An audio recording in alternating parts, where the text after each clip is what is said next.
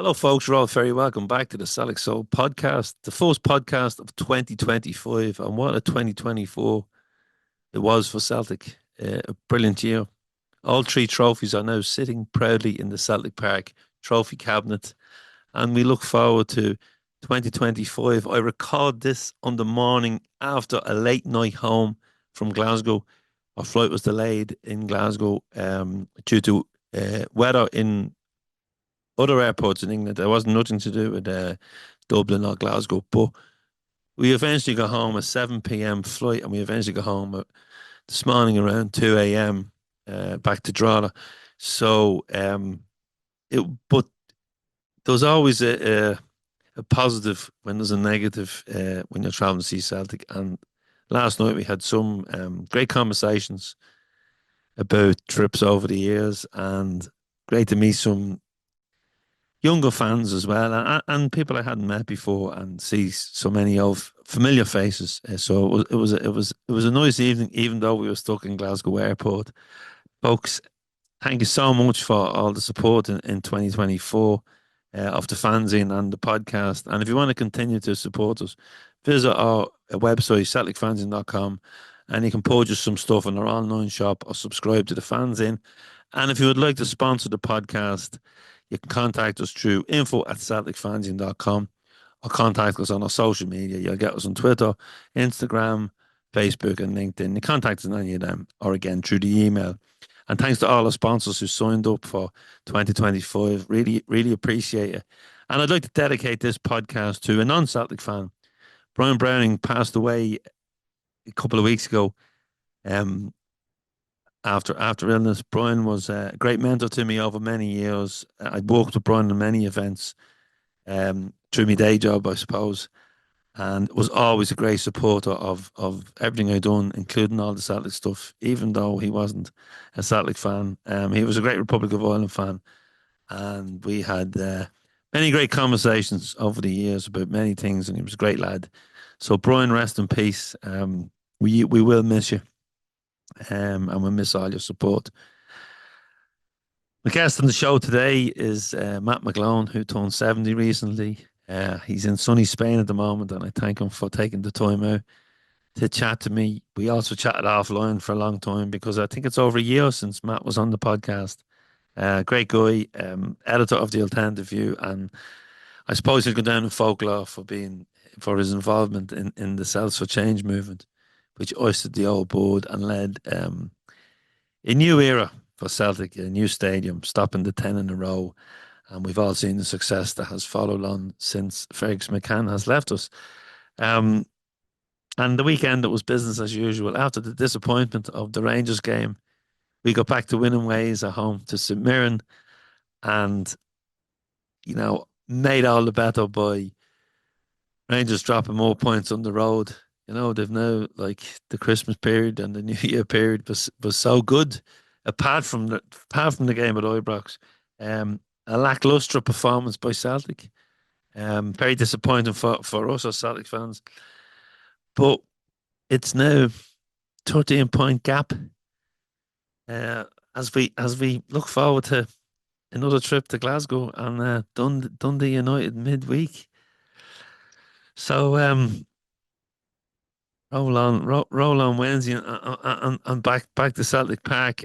To a few things. The Thailand tickets, if you're heading to the festival in Thailand, in Bangkok, and Hua Hin, which I'm told I pronounced incorrectly, but that's the way I see it. As I read it, I say it as I read it.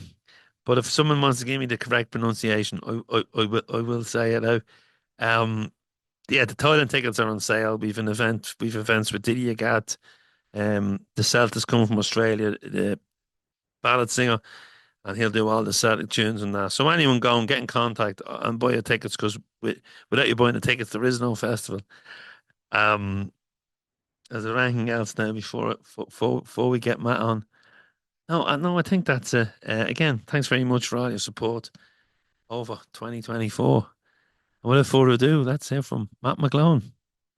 Good morning, Matt McGlone. It's the morning after the night before. I've spent the evening in Glasgow airport. The flight was delayed for hours in the company of some great Celtic fans and heard some great stories, Matt. And I suppose the podcast is all about stories and points of view. And since we came back with the podcast, we've done, I suppose, topical interviews about different things that was happening in the world. So this is really the first, I suppose, all Celtic podcast in a while. Um, and it's been a while since we chatted.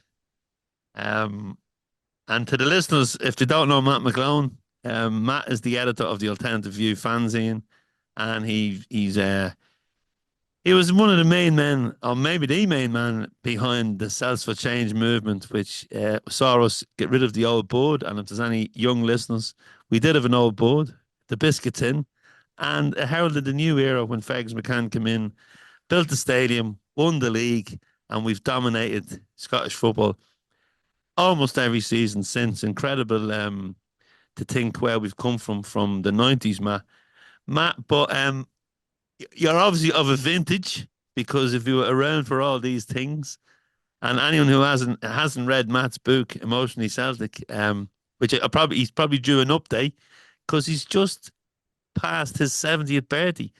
Matt, you look great. Happy birthday. Thanks very much, Andrew.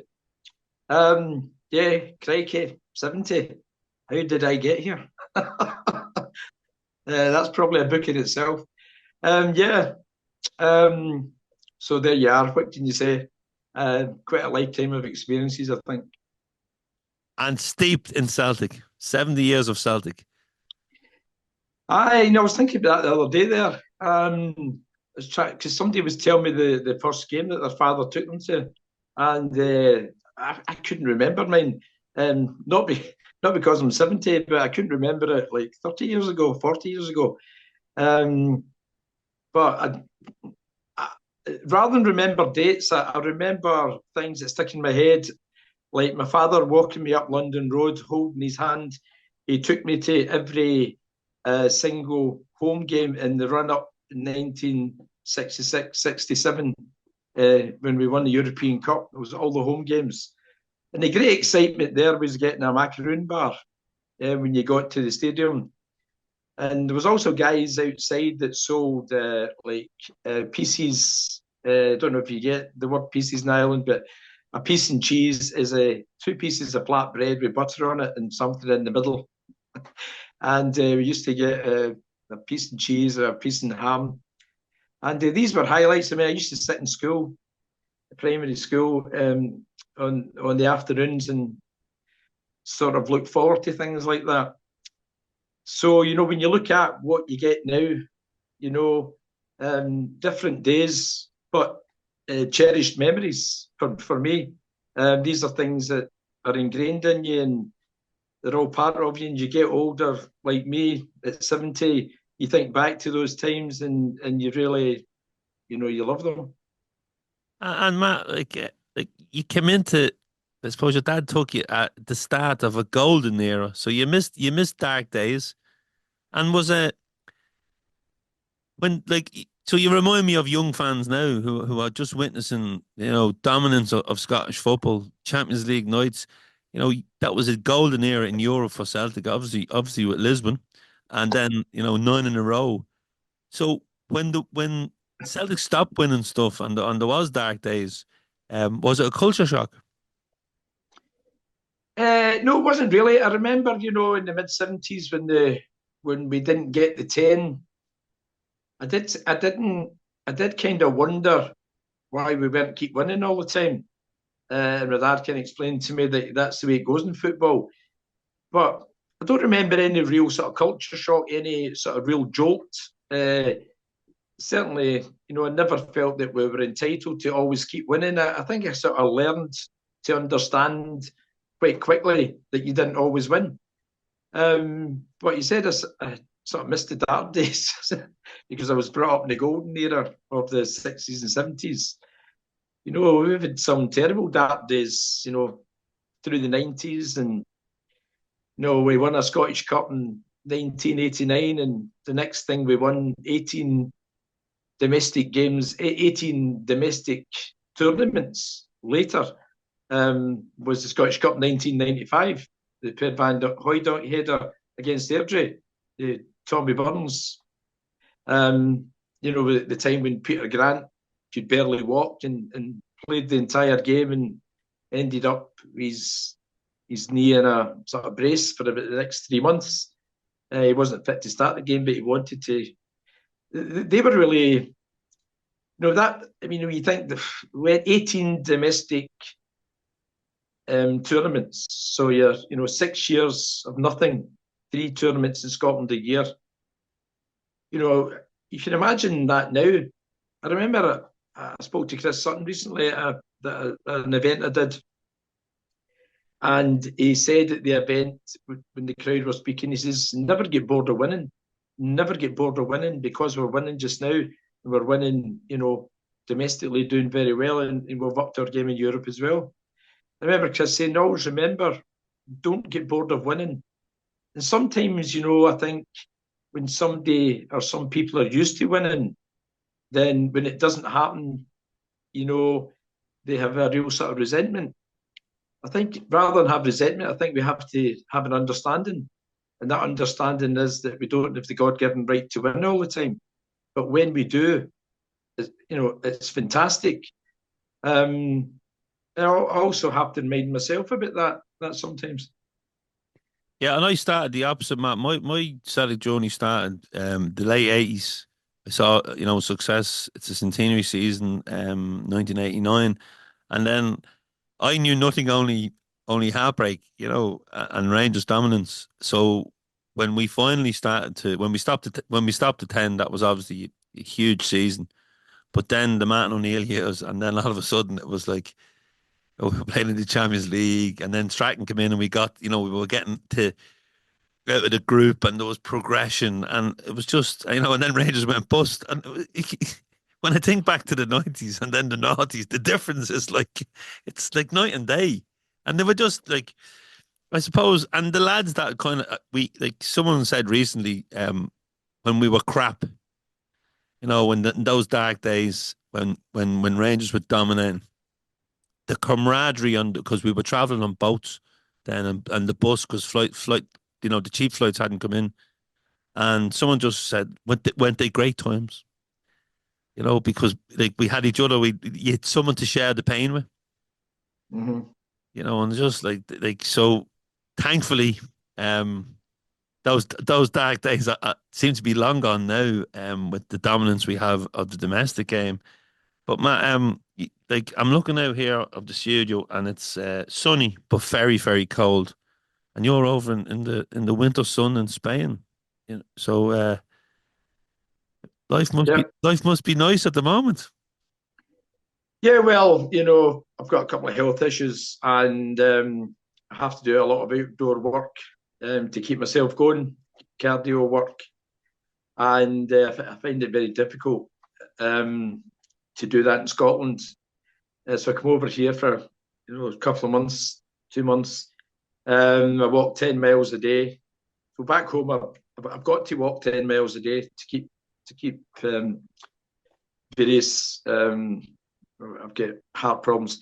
So I walk 10 miles a day here. I go to a punch bag gym every second day here, and I punch bags for about 40 minutes, 45 minutes. And I swim every sort of second day. And I'm trying to cycle every second day as well. So when I get up in the morning, I've got a routine of eating properly, getting out, and doing what I have to do. It's quite difficult sometimes to maintain that because every day is the same. But it's what I've got to do. And, when a consultant sits down in front of you and tells you, here's the black and white story, this is what you've got to do. So I tried to, it was a year ago, last September, when I didn't get very good news regarding my heart. And they told me I had to up my game a bit. And I thought upping my game was walking 5 miles a day, which I was doing anyway. So they sort of said, you do a bit more. And so around about November, December time last year, the year before last, I tried walking in Scotland 10 miles a day. some days, like the way it is back home for you just now, clear and sunny, that's great, that's fine. But when it's torrential rain driving into your face, wind, um, 10 miles is difficult to do it every day because you're coming home saltier. No matter what you're wearing, waterproof stuff, halfway through, a 10-mile walk in a driving rainstorm, you're soaked anyway. So anyway, so come over here and it's a lot easier for me to do everything I've got to do. And so I'm now focused on looking after myself physically and mentally. Fair play to you, Matt. And it can't be good for the heart. The last two Glasgow derbies, because I didn't have a fingernail in Hampden Park after until when Maida scored that goal. The celebrations were just unbelievable, and I was straight out of the stadium into a taxi for the airport. Thankfully, it made me fly home, but I did not have a nail. That was a nervous encounter. That Celtic didn't play that well, and then I suppose last week Rangers had the game of the season, and we had the worst game of the season. Yeah, I mean they always are nervy encounters. On the cup final, to sort of protect myself, sort of mentally and physically at these games because I've seen so many of them. I try and sort of zone out, as it were, and sort of do say to myself, "What will be, will be." That's all very well to the game starts, but I do it to a certain extent, I have to say. And so in the cup final, I was kind of zoned, and I felt quite comfortable. As comfortable as you can be in a nothing each right up to the very end, where Ida scored, and he ran towards roughly where we were seated. Well, nobody sits down in the seats at Hampden, everybody stands up to we were standing. And that was a glorious moment to end the season because there had been 3 sunny Sundays before that, starting with Hearts, beating them 3-0. I think we really kind of knew then we were kind of, that was a great victory. And beating Rangers the following week at Parkhead, Celtic Park rather. And, the celebrations afterwards, because you're rolling up in sunny days in Scotland, rolling out the park. Most people go down to Gallowgate, down to Glasgow Cross and celebrate there, etc. And then a resounding 5-0 victory at Kilmarnock on the Wednesday night, which has always been a bit of a tricky ground for us. I don't know, because of the surface or whatever, or the way they play against us. And then I always think it's an anticlimax when you win the league, because the team you're playing want, generally, apart from one team, clap us onto the park. And when they're doing that, they're like thinking, we're going to stop you, we'd love to stop you. Our players, no matter how focused the manager gets the players, the players know they've won the league, and they know that that's a celebration day. So St Mirren played quite well that day, actually, but eventually won the game. I think they went ahead, didn't they? Then, of course, the 4th sunny Sunday was up at Hampden. Was that Saturday? I can't remember. Saturday, yeah, that was it was a Saturday. Another great sunny day. So a fantastic end to the season. Celtic really rolling. The supporters' minds and mentality at a premium. Looking forward to the close season, and we eventually spent pretty big in the close season, and here we are. 13 points ahead, or as you would say, what you are just now is -13. Yeah, and there's been some great stuff on social media last night. I think what makes it easier when you are stuck in airports or ferry ports or whatever, is when you win, and the feel good factor before kickoff yesterday. Just my day yesterday, the flight was delayed an hour and a half. As the flight was going down the runway heading for Glasgow, I checked my phone. The Rangers were 2-0 up. I went, oh, for fuck's sake. Excuse the language, listeners. But I was just, so then obviously no contact. Once the plane goes up, no contact with the outside world. We land. And Kizzy's 2 seats, one of the lads, Kizzy's 2 seats behind me. And as I stood up to get me bag, he said, it's 2-2. So there was a bit of the plane was packed with Celtic fans. So there was a bit of a cheer. Everyone, that's great. By the time we were out of the airport, it was 3-2 to Rangers. And by the time we arrived in the city centre, it was 3-3, and it was full time. And it was just, let's get the business done here, and let's. So really, yesterday was normal service resumed. Rangers dropping points away from home, and Celtic, you know, banging in plenty of goals at home, and that's the way it felt as we left Celtic Park yesterday. We just felt, yeah, we're back. It was just a blip. Yeah, well, I think whether they had dropped points or not yesterday, I felt it was normal service resumed. There's enough about Celtic at the minute, never to have thrown away a 11-point lead, which was the lead yesterday before the football started. And it wasn't probably any great shock, them dropping points. The fact that we keep winning is the main thing. I felt the derby at Ibrox was a real disappointment. I mean, I try and look at these games quite deeply as to why certain things happened and why we are where we are and why they are where they are, but yet they beat us 3-0. We made so many mistakes in that game. I don't think the mentality was right. I don't think there was a spirit about the team. I think there was a real nervousness about our play. And, I don't understand why that was. I think we're better than that. We've played big games in Europe. We're obviously, we know we're much better than when we played at Ibrox. I don't understand how a performance like that could come around. I mean, I've got to say, it pretty much shattered me, that performance. I feel grim for days, to be honest with you. Just wondering how we could be so inept in a game against our greatest rivals. Surely, even when you're growing up playing school or boys football, you get stuck in. We just seemed not to be at all involved mentally or physically. I felt the intimidating atmosphere at Ibrox got to some players. Some players who've actually, not the new guys, but guys who'd been playing there before. Scales and Hatate, and I'm not singling players out. I'm not doing that because it was a team performance which wasn't good enough. But some players made real elementary mistakes and never seemed to understand what they were doing. I thought we had passed that stage. Yeah. But, Sorry, you mentioned Hatate there. Yeah, I've never seen him give away so many stray passes and so many balls because, like, when you're looking at the team, you're looking at the quality players, and when they have an off day, it's so disappointing, especially in such a big game. And he came off the bench yesterday, and it was the end for Motherwell because they barely touched the ball after he came off the bench because he was everywhere.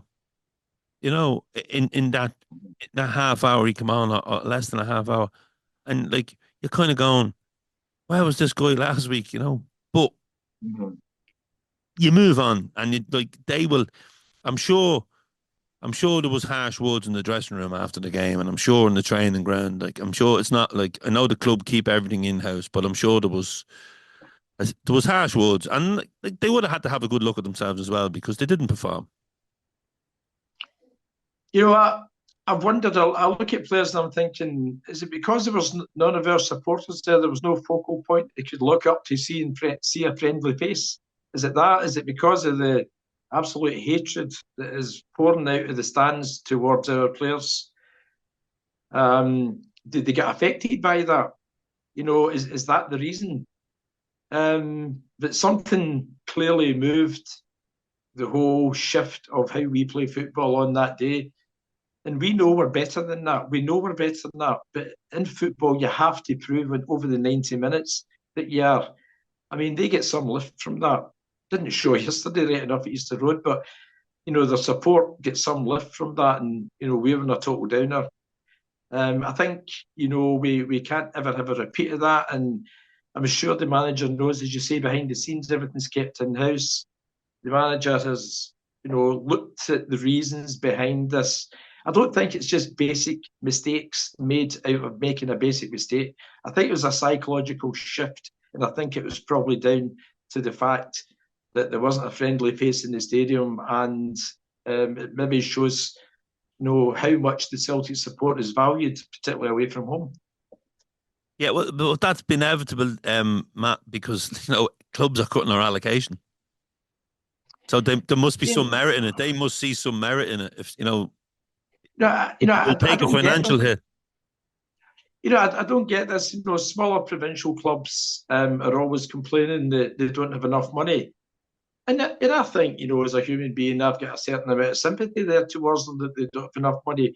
And we generate money because of you and I, and people like you and I. That's why Celtic are successful, because supporters generate money in all aspects of the football club. Um, but I'm failing to find any sympathy now for clubs, that have seats there that don't want you. We're standing there trying to give them money and they don't want money. I mean, in this day and age, that is absolutely mental. I don't understand it. Hibs, what's the benefit of Hibs, giving us the centre section of the stand and the two big ends, the two ends left and right of the centre empty? What's the benefit there? Is it that you can't shout to the fans that you're quite near? I mean, I don't understand it. Football has been about shouting at opposite fans since day one. Yeah, but You that one know, is bizarre, Matt. That is bizarre to go into a stand, but they used to give us the whole stand. There's no, it's not as if they're giving the seats up for Hibs fans. You know, yeah, that's the point I'm making, Andrew. The people are standing with pound notes ready to hand over, and they've got empty seats, and they complain that they don't have enough finance. I can't work that out. Hearts are the same. Um, other grounds. I mean, Livingston, they just turned the ground over to us, and there was no problem there, no problem whatsoever.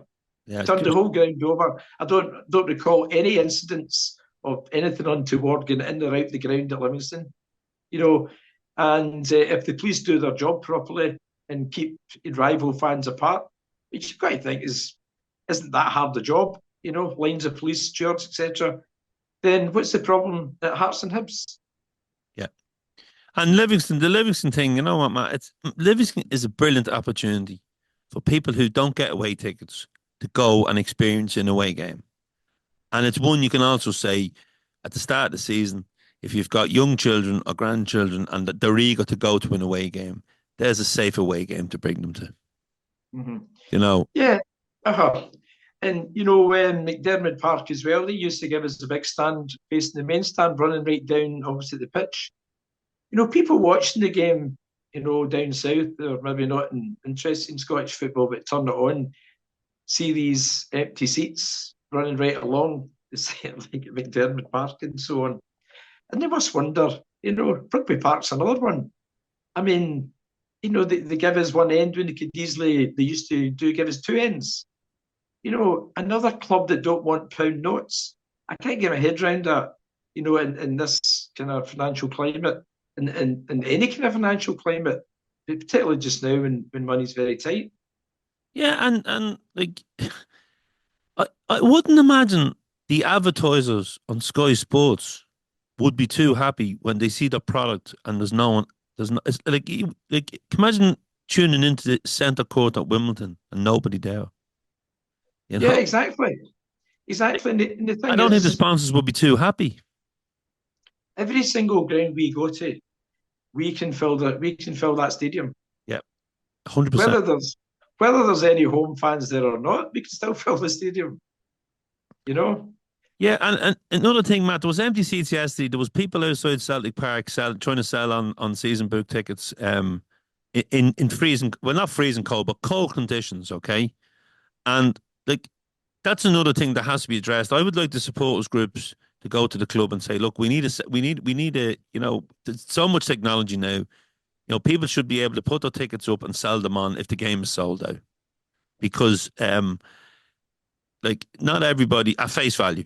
and maybe the club Mm-hmm. gets some money because the club would have lost revenue yesterday. Them empty seats buy programs, they buy pies, they buy drinks, they go to the bars in Celtic Park. You know, those people use taxis, they use hotels, they're in the city centre. So, like, I'll give you an instance. A lad contacted me. He wanted to bring his two children and his wife over for the first time. They're a football mad family. And I said, yeah. And I told him what games would be available. So he picked the St. Johnson game. He went over for a couple of days as a Christmas present to the two boys. And they had a great time. But like, he should have more options to be able to say, well, geez, if I go onto this ticket site now, I can see what games I can go to for the rest of the season. Do you know what I mean? Mm-hmm. Because he doesn't have the option. Yeah, no, I agree. There is enough technology to introduce this game where fans that can't maybe late shift at work or whatever, and obviously for you guys travelling over, it's not easy. There must be a system in place. I'm sure there's other systems in place. In fact, I can't remember. It was one of the two Manchester clubs, City or United, who send you an email if you've missed out in 3 or 4 games that you haven't been to, and you get some kind of warning that you know that you should be at the game. They can tell your ticket hasn't been used. Um, I'm not suggesting that. I don't think fans should get a warning for not going Yeah. to games. I don't think that's very good. But you know, on the back of that, what they should do is introduce a scheme like you're saying, where other people can use it. You know, I mean, it's very unusual, but I mean, if, like I'm away just now, so one of my family, one of my younger members of the family, who hasn't got a season ticket, he's using my ticket. When we give away our ticket, we don't get charged. Actually, I've given away my ticket and never charged. Just give somebody else the opportunity to go. That's only if I'm out the country for particular reasons. So yeah, why not introduce a scheme? I'm sure it can be done. It must be able to be done. But the club's got to have to want to do it. That's the thing. You know, you and I will talk about it, you know, whatever after games, and you've got a lot more time talking about Celtic because you're doing a lot more travelling, sitting around airports or ferry terminals, whatever, and you discuss these things a lot more. So it's you and I, it's discussing them. The club are not discussing them. And these are the things the club should be discussing that we're discussing that matter to us. Yeah.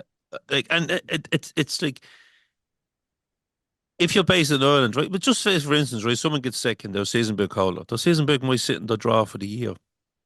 Like, I remember when the recession happened in Ireland, and really good Celtic men and women had to give up their season books because they'd lost their jobs and they had mortgages and families and that, and they had to give their season books up. Now, if there was something in place, a ticket sell on, they would have been able to take their season books and go, well, at least I'll have it for X win. I go twice a year. I'll be able to afford to go twice a year, and then someone can use the book. Someone can buy the season book. But they gave up, and some of them gave up seats, Matt. They were in since the stadium was redeveloped, Uh-huh. and that must be hard. And this is the truth.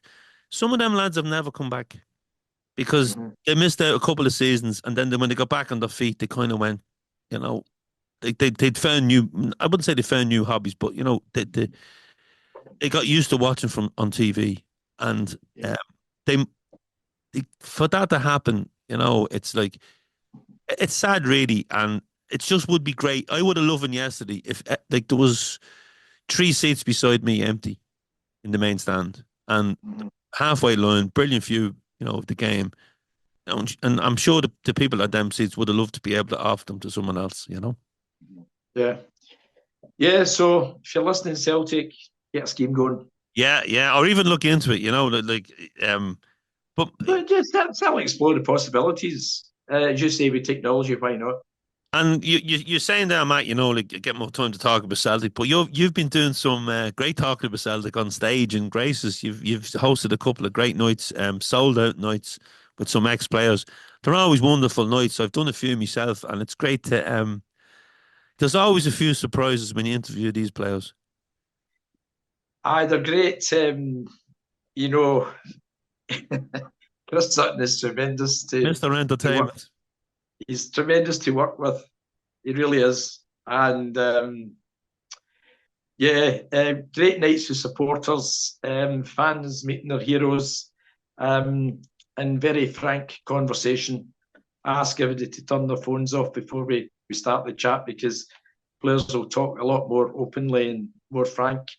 Um, how many times have we seen in the past where a video pops up, um, something said totally taken out of context, and the player gets a hard time for it. So yeah, um, great evenings, chatting to the player for about 45 minutes, and then they do a meet and greet, and they meet every single person in the audience. There's no extra charge to do that. Your ticket money gets you in, and you meet every day with Chris. He's talking around about 150 people, chatting to them, photographs, whatever. Then go back on and do a question answer. So the question answer from the crowd, put cards on the table and bring in the cards, and then shout out the person's name and read out their question. And they have an interchange with the players. So it's great. Yeah, I do a few of them a year. Yeah. Yeah, they're great nights, Matt. I think the last one I done was over here was with John Hanson, and John's always been entertaining as well.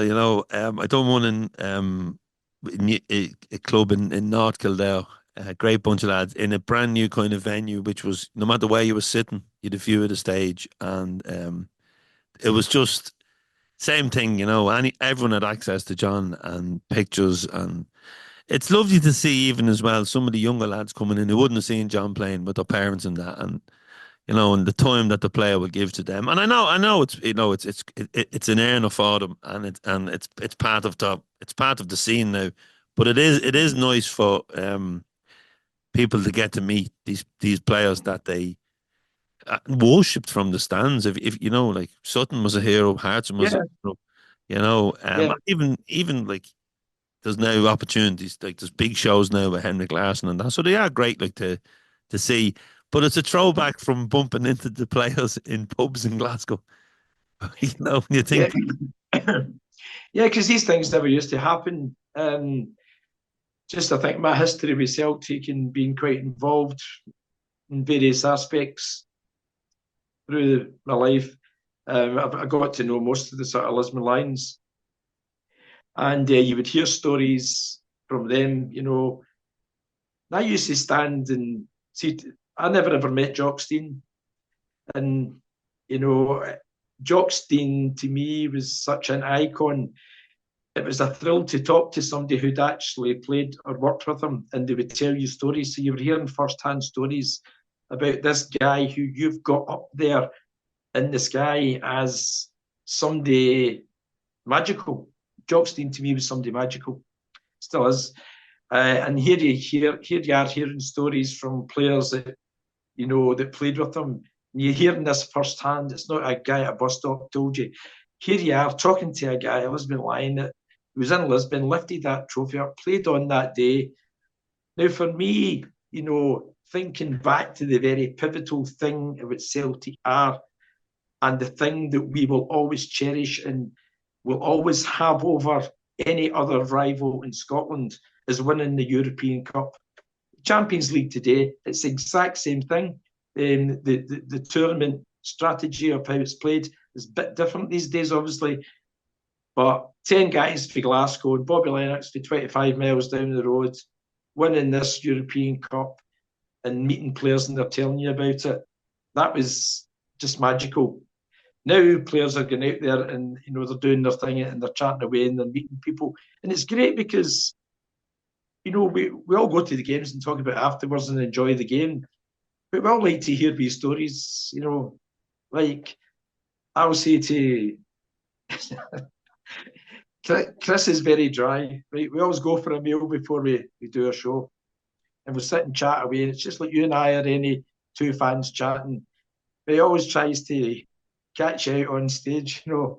And I remember saying to him last time, I mean, Chris, what was it like, after the 6-2 game, getting into the dressing room, it must have been absolutely magical. What was it like? And he's very dry and he would just turn around and say to you in front of everybody, yeah, well, I think so, Matt. What do you think? It's like, stop trying to be smart here. Tell punters what it was like after the 6-2 game in the dressing room. So, things like that, fans love to hear. You can well wonder, I mean, imagine what's it been like? What's it like being in there?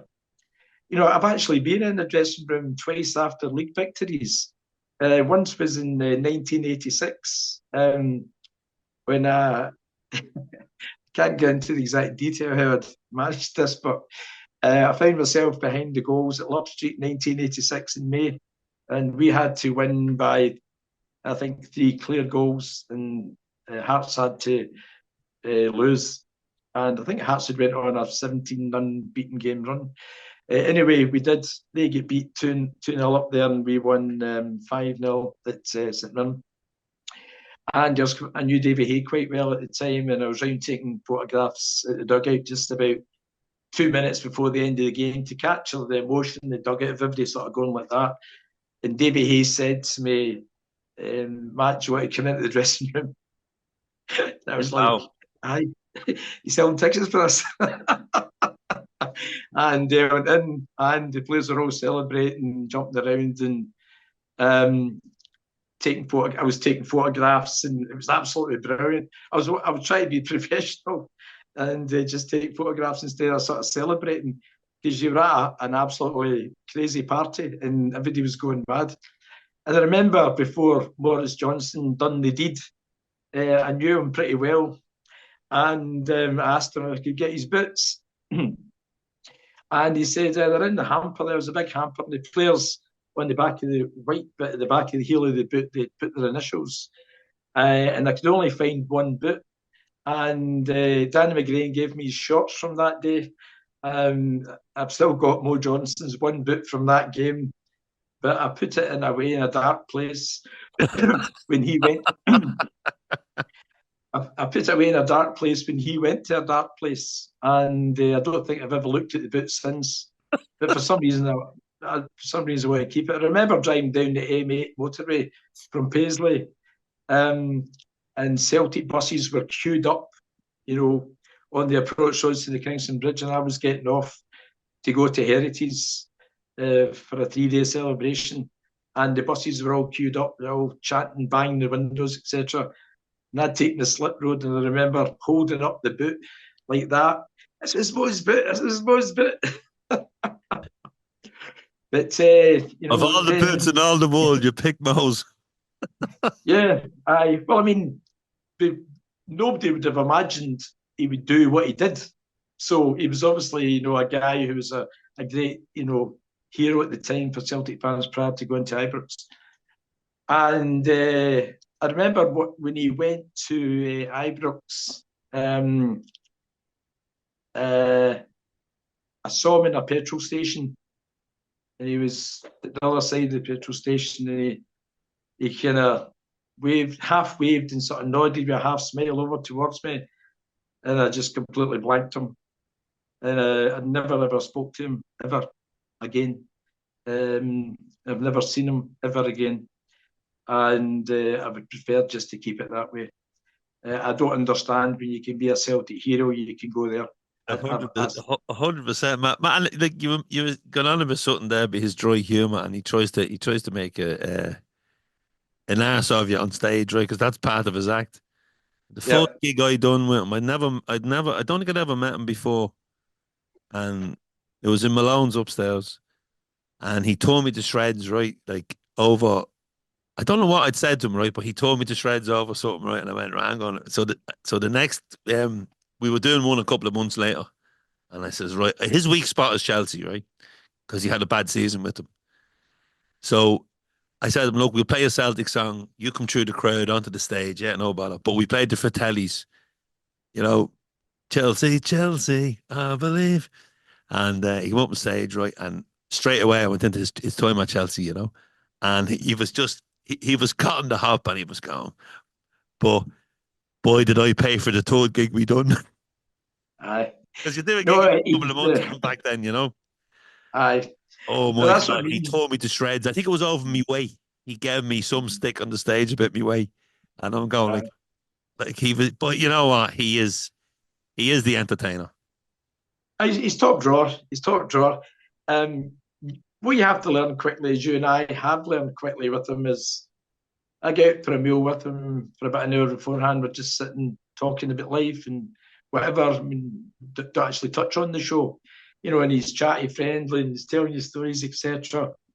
And just normal stuff. But when he goes on stage, he's different, and he's apart from with the crowd, he can toy with a wee bit in a very friendly way.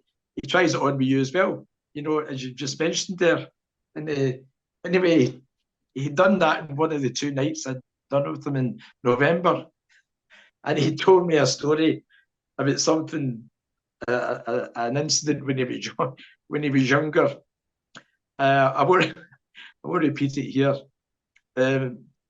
just because because when he tickled me verbally, at on stage in front of everybody, I repeated what he had told me earlier on. This is a funny boyhood story, a prank he would get up to, and I could see a touchdown on there. Yeah. Oh no, and like, but in fairness to him, right? There's a serious side to him as well. His dad passed away from dementia, and he was telling me about having to go to see him in the care home, and talking through a window and all that, right? And my dad has dementia, and he told me what's coming down the line, and thankfully it hasn't come yet. Dad's still at home, and Mam's, he was 89 in November, and Mam is 87, and she's looking after him. It's uh, the part Chris told me that was coming down the line hasn't come yet, but he's prepared me for it, and I just thought, like, just for someone to that personal thing that it's not the Chris Sutton on stage, it's not the Chris Sutton on Twitter. This was just for me, a lovely moment, and it's been very helpful what he told me, you know, and I really appreciate it for that. But anyway, we move on. Matt, you spoke about some of the highlights of and it was May, those beautiful Saturdays and Sundays in May. When I look back at last year, I think for me the highlight from last season was Adam Meada's late goal, which made that we had a summer of love and celebrations, and our rivals had a meltdown. And for me, that was the highlight of the summer, to be able to enjoy knowing we done a double, um, and how we done it, and the fact as well, that Adam Eades, I followed the Irish international team, and the fact that Adam's one of us, um, it's always I've always loved from the early days of going to see Celtic, Mick McCarthy, Chris Morris, Packy Bonner. There was always a certain pride, um, with from for me with the Irish players, and then this season, Matt, the highlight for me has been the Champions League night against Leipzig. What just incredible performance against a Bundesliga team, and especially when we performed so badly against Dortmund. So just if you can pick out one highlight from, you mentioned all them game in Mays, a highlight from last year maybe, and a highlight from this season so far. Yeah, well, I probably wouldn't disagree with you. I mean, the end of every series, the end of every season, winning the Scottish Cup at Hampden in the sun against Rangers is it won't be beaten for me anyway, and probably not for you, probably not for tens of thousands of people. Everybody else might have their own favourite. That's great. So that particular game, it just eclipsed a fantastic season. We had missed out in the League Cup the year before, and here we are done another treble. And as I mentioned earlier on, never get blasé about winning trebles, because up until Martin O'Neill, there was only Jock Stein, I'm pretty certain, who had won certain trebles at Celtic. So now that we're winning them, it's fantastic. Yeah, the Leipzig game, fantastic. Because I don't think anybody actually expected us to beat Leipzig 3-1. And the way the game's kind of went to end, we ended up winning it. The last four games of last year were four highlights. three sunny Sundays and a sunny Saturday, which basically gave us the league title and the Scottish Cup, in a short space of 3 to 4 weeks. I think we've got more to look forward to. We're literally a point or two away from qualifying for the next stage of the Champions League, which is great. I think this new format has been good for us. I think it's good for the fans because, as you know, we've rolled up for years. We used to get Barcelona, didn't we? We used to get Barcelona all the time. We would get, I just felt There was a we lot of time played we had teams. Milan as well. Yeah, we were playing teams that we had played quite a lot, and we're not here. You know, in life, we're here for a visit. We're not here forever. So we want to see as much football as we can against different teams. And I think this year really opened that up, the Champions League, playing so many different teams, not having to play them home and away. I think that has removed the staleness of the Champions League. And, the Champions League is obviously a big highlight of everything. But I just think watching different teams come to Celtic Park has been refreshing. Yeah, Matt, like the competition was dead on its ass because if you were a neutral, if I wasn't watching Celtic, you weren't really interested till maybe semi-finals even, not even quarter-finals, because you kind of knew who was going to win. You could look at the groups and go, right, well, they'll come out, they'll come out, and they were generally qualified after 3 games. Mm-hmm. Oh, like, and then and the others, but like the only good thing about it was you drop into the UEFA Cup where you probably thought you could compete on a more level base. But this way, and even now I'm looking at other results and I'm looking at the table and I'm going, well, if they beat them and we beat them, and so Mm-hmm. it has brought a freshness, I think, to it. Plus, it's another away game. It's guaranteed European football after Christmas. Um, Yeah. and it has been, um, especially for the likes of Scales and that. Like as I said, I follow the international team, you know, and I always remember meeting Gordon Strachan in the Glasgow airport, and he was actually heading to Spain. I think he's got a gaff in Spain, and I'm not sure if he was still a Scottish manager or he had finished with Scotland, but I was saying, like I was at the Euros that summer, and I said, Scotland should have been there only for the Georgia defeat. You gave us gifted Martin O'Neill the Euros, and what 3.5 weeks we had in France. But I asked Strachan about the amount of Celtic players he had in the team, and he said, "You don't understand." He said how the Champions League impacts on your selection for an international team. He said the level they're playing at. Because I think he'd Mm-hmm. 5 or 6. I think he'd 5 or 6 Celtic players in his starting 11 when he was the Scotland manager, and that was something. And now I see Scales coming into the Irish team because he's got that Champions League experience, Um, and it's just it's so important, I think, for the players' growth as well that they get to play at a level outside of Scotland. Mm-hmm. Yeah, absolutely. And it's, I think, for the size of club Celtic are, we can expect those nights at Celtic now, and if you're supporting another club and you don't get that, it must be pretty dull. But yeah, great. And, I think we'll beat Young Boys at Celtic Park. And I actually think, we'll do very well down in Villa. I've got a feeling that we'll go down there with maturity, that we've gained. That dogged display against Atalanta, you know, was Game changer. fantastic. I mean, sitting up at the top of the league, Serie A, Mm. no mugs. Um, but I think we achieve a result like that, backs to the wall, but also we try and play football as well, get back to the wall. I think that gave the team a lot of confidence that they could feel assured at a different level. And I think that's what that game did. And I think that has spun on and given us pretty decent results, since. We're a point or two away. When the young boys come to Celtic Park in a week or so, they're going to be thinking, what's this? The roar, the atmosphere. Um, and then when we get down to Villa, we're always good at playing teams that don't sit in.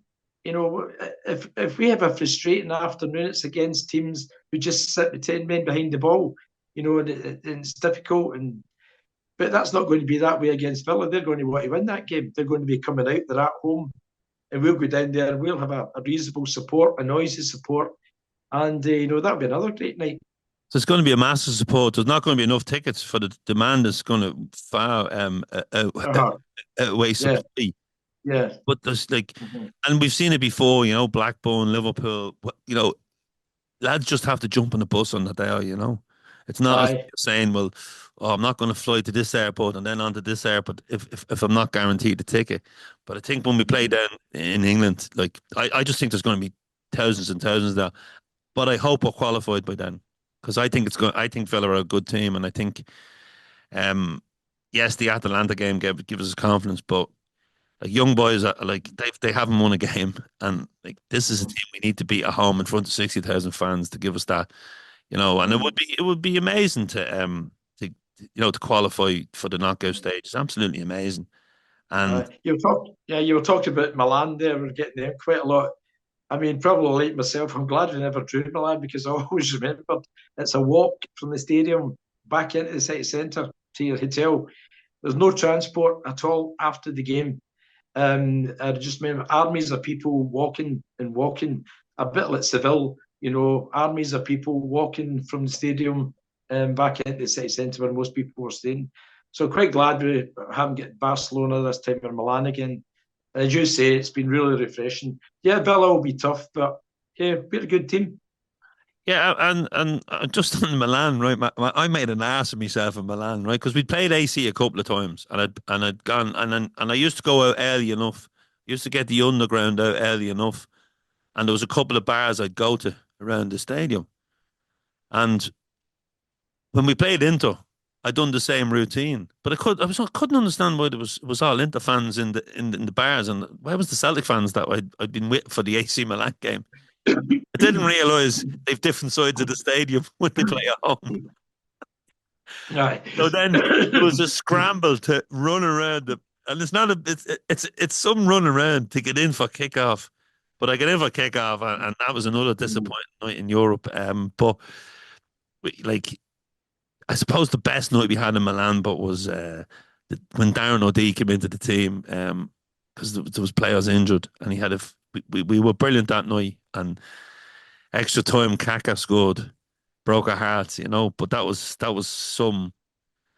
an incredible night in such an iconic stadium as well, the San Siro. But we've had some look, we can't complain. We've had some great away trips. So I've done loads of European trips away from the frozen north of Rosenborg and Trondheim. and getting Um, arrested and getting arrested by the KGB in Russia. uh, the 1986 Dynamo Kiev will live with me forever. That is such a fantastic memory. Just a quick recap on that. We didn't know there was a curfew on after 9 o'clock at night, i.e., as in you don't go outside. All the Celtic fans were in one or two hotels. Any Celtic fans that were there had to fly with the team. You had to go and see Christopher White, who had an office above the Blue Lagoon Chippy in West Nile Street, and he vetted you as to whether you're a good enough human being to get a ticket. And he would go under his table and he would sell you a ticket before the game out of a big cardboard box. That's how you got. You flew with the team. Kenny McCluskey, who's the lead singer in the Bluebells, young at heart, who are back making a comeback at the minute, touring around. And um, he was rooming with me, and him and I went out for a walk. And a big black car drew up about 5 yards outside the tailgate, and the guys motioned to get in. Can't remember exactly what he said, but we said, "No, you're okay, mate. We'll just carry on." And we just kept walking up, and the car just kept walking up. The car kept driving up as we were walking. Big kind of black limousine. There was a guy sitting in the front driving, and this older guy in the passenger seat. And he said, "No, I said, he clearly says get in. It would be for your own good." So we didn't voluntarily jump in. We were sort of had to go in. And then he put our minds at rest a wee bit when his driver drove the car back into the hotel car park down at the bottom and parked the car there and wouldn't let us out for about 2.5, 3 hours. And I was getting a bit nervous. and he was asking us all sorts of questions about ourselves. Nothing dead serious. What we worked at, where we lived, how many we had in our family, and where we travelled to, and various questions about life. Anyway, Chernobyl had kicked off around, I don't know, maybe a couple of months beforehand, and it was only about 60 miles away. And people back home were saying, the food might be radioactive. Chernobyl was when the nuclear reactor blew up. I take your own food, don't eat the food. So in those days, it was very difficult to buy a sandwich that was made up. Nowadays, they're everywhere. But Littlewoods was a shop in Glasgow that sold them. We got some there. And then the local bakeries, there was no Greggs at the time. There'd be a local bakery would sell pies and breadies. So we took some stuff like that over to keep to eat for a couple of days. And I came up with this idea to get out the car. We bought whiskey at the duty free. I don't drink whiskey, but we brought whiskey at the duty free, and the bottle was unopened up in the room. And I said to the guy in very slow Scottish, "We have Scottish food for you. We have whiskey for you. I can go to the room," talking like that now. "I can go to the room and get it for you. And we can all go away, and, it's lovely to meet you." And he said, "You go, you must stay." And I remember getting out of the car, and Kenny McCluskey said to me, "Matt, please come back." I was like, "No worries, no worries." So I went up to the hotel, and all the Celtic fans were drinking strawberry flavoured lager that the Russians were serving up. And I went into the bar, and I was a bit stressed. And I walked up to the bar and picked up a pint and literally downed it in a one and went, "Ooh." And a couple of my pals said, "Where are you?" And I said, "I can't tell you just now. You're not going to believe this, but I need to go." And I flew up to the room, and I got the bread and the pie and the Littlewood sandwich and the bottle of whiskey. And I went back in, and I reintroduced myself back into a hostage situation. And I know it's mental. And Kenny will tell you the story as well, if you ever interview him.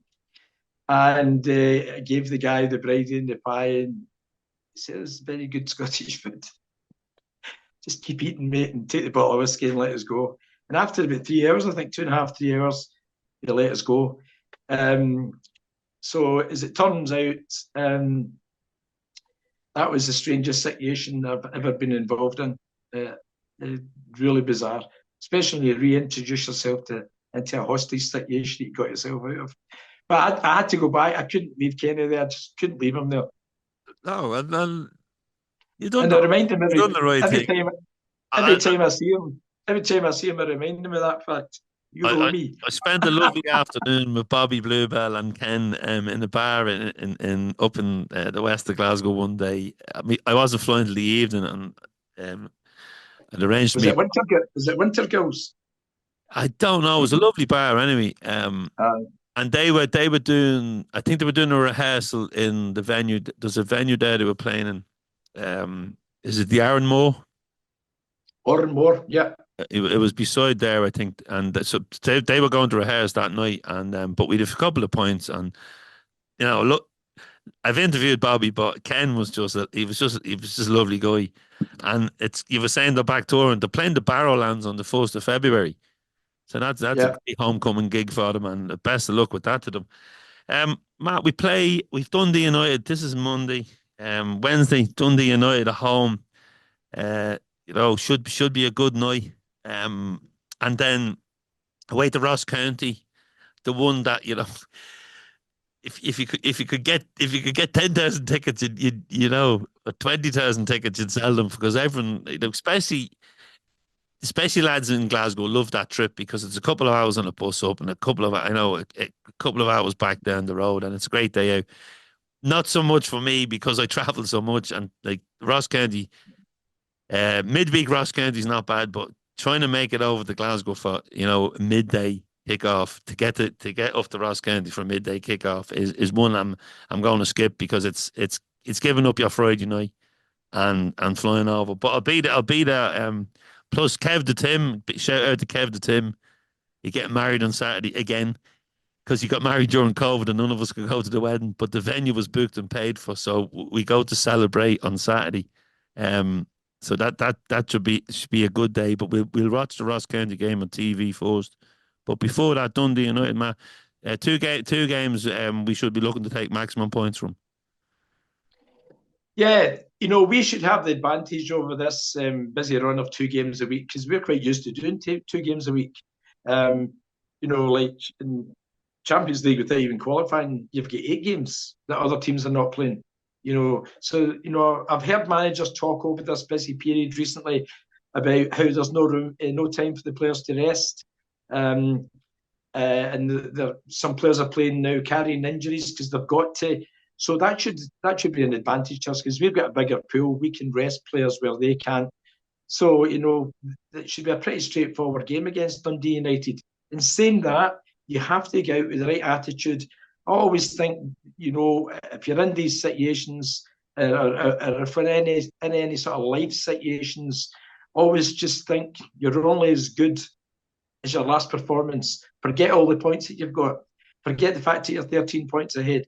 You're only as good as your last gig, and each one is separate because all those building blocks get to the end to win the league, hopefully at the end of the season. So we always have to remember that big cushion that we have. I was thinking about this yesterday. It could be that come the split, the league's won. And the split was invented to try and make it exciting for the last 5 games of the season. And it could be that they're trying to create a wee mini tournament that they do in the league for the last 5 games when we've actually won the league. So that'd be quite fun. But I know, like, So, sorry, man. so, so, You look what so, so, opinion. so Sorry, just sorry. to say that, sorry to interrupt that. So just to say that, tomorrow night should be looked upon, and I'm sure Brendan has got all that worked out 10 times more than we're ever thinking. But if the players are focused on the fact that we don't have a cushion and that we're here to win the game, we're only as good as, say, 3 points. Yeah. No, I was going to say, Matt. Like, I know we look through green tinted eyes at the league, and people who don't follow Scottish football always seem to have a bad opinion of it.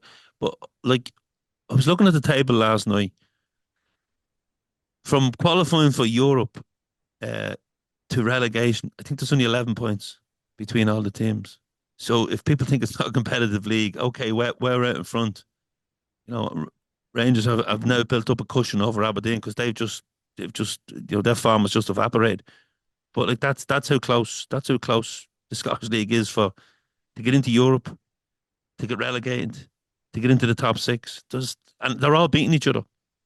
Mm-hmm. Well, Dundee United now sitting third. Quite a good wee team. Jim Goodman's built there. A team that has last year was in a different division.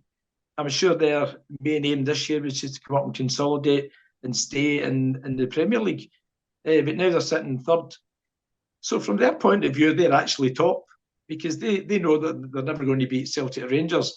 So if they get into third position, they're actually top of the rest of the competitive teams against them, as it were. So they're no mugs, but I just think, with the run of games recently, 2 games a week, it's better for us by a bigger pool than it is for provincial teams like Dundee United, who are roughly having to play the same 12, 13, 14 players all the time. Tricky wee trip up there. You mentioned a couple of hours. It's going on 4 hours in a bus up there. Yeah, they've won their last 3 away games, so they've done pretty well. Oh, it's always stuffy. It's a wee pitch. I find that the play flies up and down the pitch a lot quicker there than it does in a bigger pitch. So we get plenty of opportunities, and it's a game that we should win. Again, forget the 13-point gap. Forget it completely. You're only as good as your last 3 points, and just look at it that way, and build up these points to get to where we want to be. Matt, it's been a pleasure to chat again. I'm envious of you in the Spanish sunshine. Enjoy the weather, and hopefully the health is as healthy as it can be with this regime you have of fitness. And the best of luck. And I'll talk to you soon. Thanks. I've got to say, it's not sunny every day here. And this morning it was pouring down, and it was pouring down last night. I think somebody must have put a tin can outside my window exactly where the drip is, because I could hear it go through my head all night.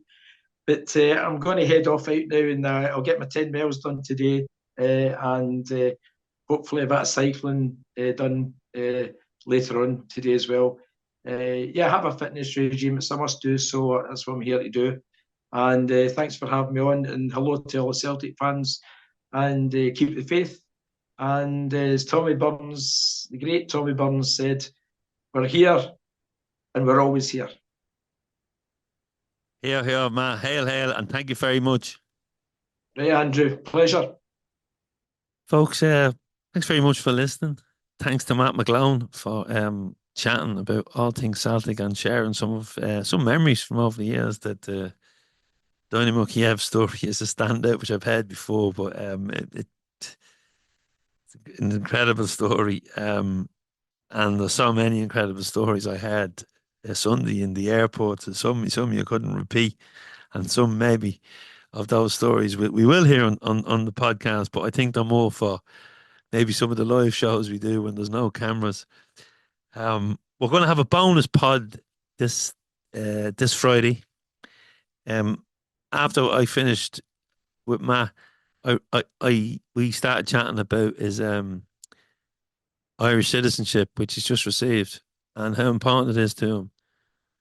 And I switched back on the recording to catch it. But I think because of the way the conversation went, it's a separate conversation. So it's about a 20-minute podcast. So we'll release that on probably Friday. So tune in for that, folks. Dundee United is done and dusted. Oh, sorry. St Mirren is done and dusted. We look forward to we look forward to Dundee United on Wednesday, and then we have the away trip to Ross County, which tickets are like hen's teeth again. But if you're traveling to Celtic Park, if you're traveling up north, the weather's bad. So keep yourself safe and take your time getting there if you're driving. And once again, thank you so much for listening to the podcast. Thank you so much for all your support to the Fanzine. We've started work on today on issue 136. So we're looking forward to that. Thanks to all the contributors who sent in some stuff. I've read some of the stuff already, and it's really, really good. And have a great week, folks. And tune in on Friday. Hail, hail.